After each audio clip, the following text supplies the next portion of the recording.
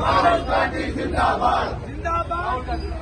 Rahul Gandhi Zindabad. Our protest is because you know the events in Assam pursuant to the Bharat Jodo Yatra which is being undertaken by Rahul Gandhi.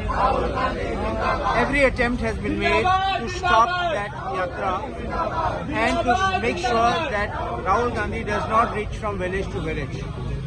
If the Chief Minister of Assam believes that he is performing with his government very well, then he should have nothing to fear.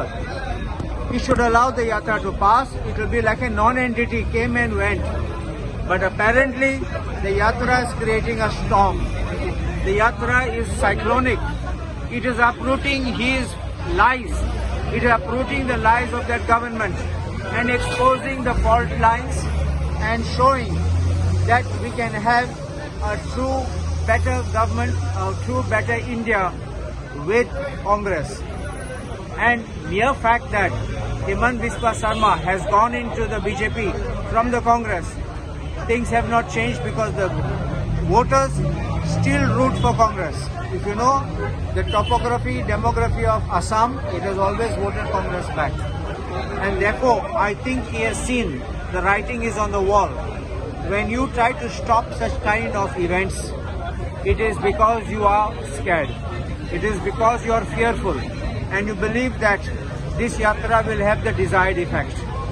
Remember, when you have a Padayatra, when you walk across places, when you walk across villages, even if people don't know, there are no sufficient advertisements, word of mouth spreads. People come, people see, and that is how we see that translate into votes. And that happened when he moved from South India to North India. We saw the cascading effect in the results of the elections. And you see that Karnataka, where especially they were so strong, it voted them out. And I think that the writing is on the wall for the Chief Minister of Assam and his government, that shortly they will be out. So they are, I would use this word, grappling at the last straw to remain afloat, to make sure they remain in power.